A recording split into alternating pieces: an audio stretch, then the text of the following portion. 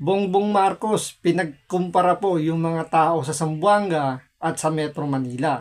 Kasi may napansin siya rito na bakit daw kapag nasa Maynila po siya nag-iikot, iba daw yung pagtanggap sa kanya ng tao kumpara sa pagtanggap sa kanya rito sa Zamboanga. Alam naman natin ang Zamboanga nasa Mindanao yan.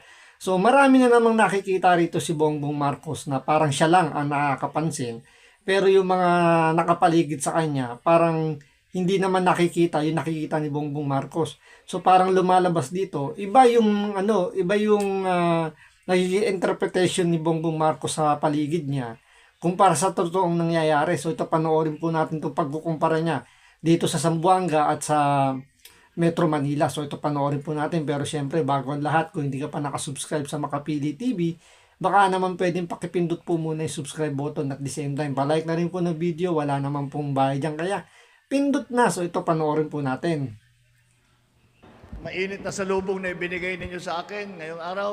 Ako'y natutuwa, kagaya ng sabi ng ating butihing mayor, napapadalas nga ang bisita ko rito sa inyo. At palagay ko kasi mas maganda rito, pag pumupunta ako dito, hindi kagaya doon sa Maynila, yung mga tao rito nakangiti. Sa Maynila, medyo mas mahirap ang buhay siguro doon.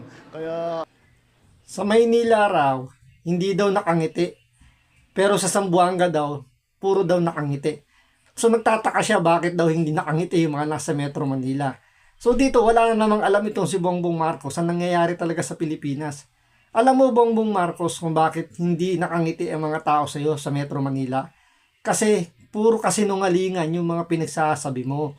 Doon pa lang sa flood control na iniyayabang mo, hindi naman totoo talagang may flood control. Naghihirap po ang mga tao, lalo na sa Metro Manila, na lumulubog po sa baha tuwing lumalakas po ang ulan. Yun po ang mga dahilan kung bakit hindi nakangiti sa iyo yung tao. So hindi ka pa rin ba, kumbaga hindi pa rin ba niya napapansin na kahit saan siya pumunta, yung mga tao parang nandidiri sa kanya.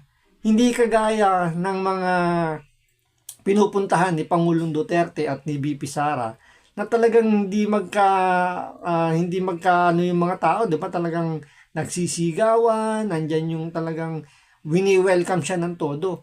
Pero dito, pag sa Maynila raw siya nag-iikot, hindi ganun yung natatanggap niyang pagsalubong sa kanya. Meron pa nga sumisigaw ng Duterte, Duterte habang siya ay nagkakaway-kaway na wala namang kumakaway sa kanya. So, kumbaga parang nag-hallucinate dito si Bongbong Marcos na parang pinalalabas niya rito dahil lang sa hirap ng buhay. Oo, dahil sa hirap talaga ng buhay, sa pinaggagawa mo.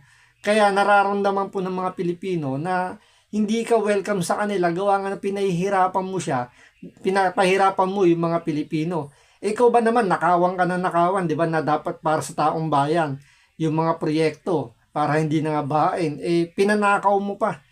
So parang nangyayari kasi, nakikita ng mga Pilipino na kinukonsinti mo yung mga magnanakaw, pero ang nakakulong ngayon, yung mga lumalaban sa magnanakaw. kaya hindi sila nakangiti gaano. Hindi daw nakangiti. Sabi daw yung mga nandiyan siya sa Zamboanga, nakangiti raw yung mga tao. Yan ba yung mga nakangiti na natutuwa sa'yo? Di ba?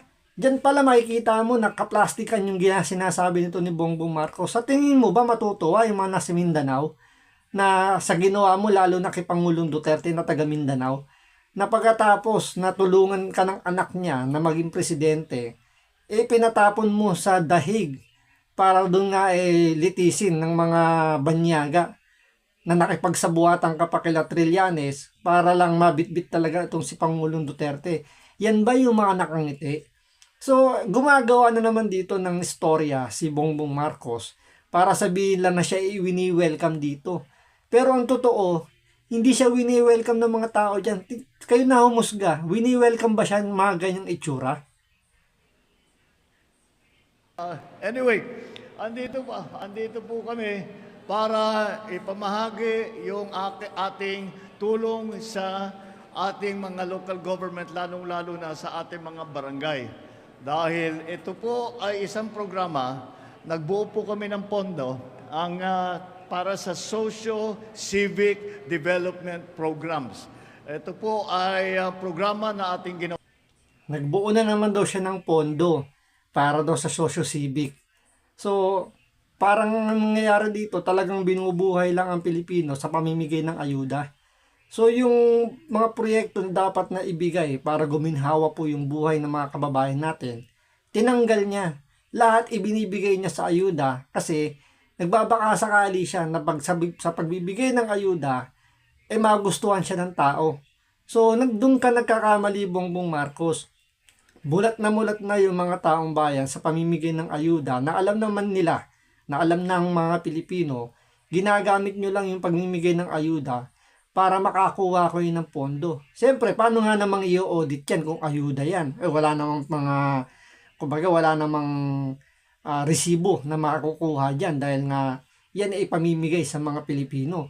Dahil nga yan ay ayuda, so walang proof of ng pagtanggap ng pera. So, dito lang talaga makikita natin na ang administrasyon ni Bongbong Marcos, puro ayuda na lang ang inaatupag kasi doon sila mas nakakanakaw ng pera.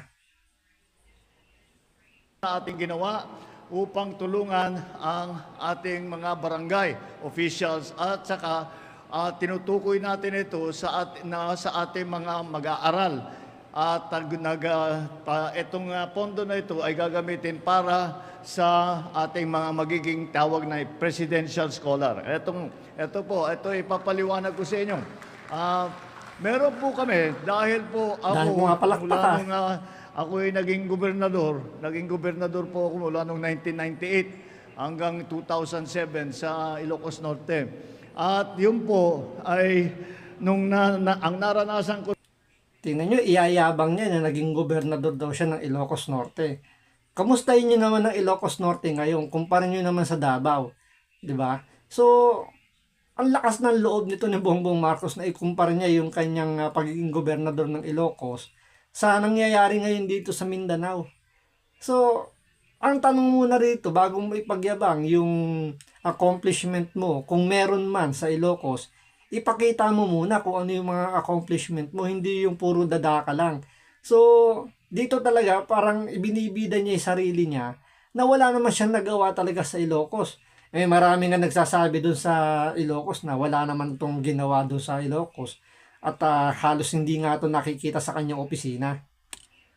Naranasan ko ron ay sinasabi ko parang hindi masyadong nag-uugnay ang national government at saka ang local government. Kaya sabi ko sayang naman, maraming magagaling sa local government, maraming magaling sa national government, dapat talagang sabay-sabay nagtatrabaho.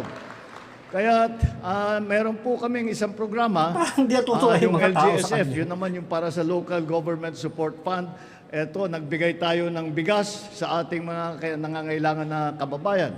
Ito naman ay hiwalay na programa ito. Ito talaga nakadirect ito sa ating mga barangay. Ito po ang ginawa namin. Ay gumawa kami ng programa para bigyan ang bawat barangay ng 200,000 piso. Bawat barangay. Dahil po, nung gobernador ako, nagrereklamo yung mga barangay chairman namin. Sinasabi, pagka hinihingi namin yung share namin, nangyayari na lagi nasasabi naubos na naubos yung 10% namin nagamit na, nagkabagyo, nagkasakuna, whatever. Kung ano, hindi mo naman masisi talagang alam ko naman local government laging naghahanap ng pondo yan dahil siyempre kulang lagi. Kaya sabi ko, bigyan natin pagkakataon naman ang ating mga barangay official na makapaglabas ng kanilang sariling mga initiative. Kaya ito po ang ginawa namin. Lahat ng barangay, hindi lang po rito, sa buong Pilipinas, lahat po ng barangay, binigyan po natin ng 200,000 pesos, lahat. So, parang sinusuhulan ngayon yung mga barangay para pabanguhin yung pangalan ni Bongbong Marcos. Di ba dapat yan, kung ibibigay mo yung pondo ng para sa mga barangay, dapat yan direktang mararamdaman ng mga taong bayan ng kanilang nasasakupan. Pero kung ang pondo ibibigay mo lang sa barangay para lang pabanguhin yung pangalan mo, medyo hindi yata maganda yung pinagsasabi rito ni Bongbong Marcos. So, parang ngayon pa lang ginagapang na or gumagalaw na sila para sa 2028 national election.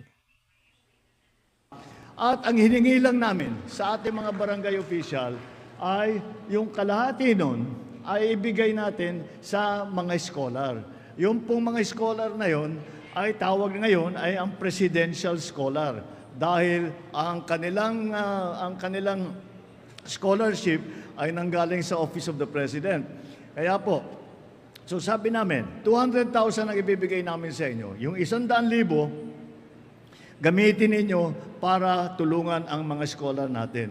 Bawat barangay ay mamili kayo ng 5 na scholar, kada barangay, bibigyan natin ng tigda 20,000 piso. At yun, Pambihira, no? Nagbibigay ng scholar, 5 lang pala ang bibigyan kada barangay. So, ganyan kayo binubudol nito ni Bongbong Marcos. Pinagaganda lang na magbibigay siya ng tulong sa mga barangay para magsuporta sa mga presidential tawag dito, presidential scholar niya. Pero yung pala, hindi naman pala lahat mabibigyan. 5 lang ang bibigyan kada barangay. Ilang barangay ba meron sa Pilipinas? So, eto na naman po tayo, etong si Bongbong Marcos, nang bubudol na naman. Kaya mag-ingat kayo mga barangay official sa pinagsasabi nito ni Bongbong Marcos at sa mga kababayan natin na ang tatamis na mga binibigay ni Bongbong Marcos na salita, lahat po yung pambubudol. So mag-ingat po tayo. So hanggang dito na po muna. Maraming salamat po sa panonood. Ingat po kayo lagi. God bless.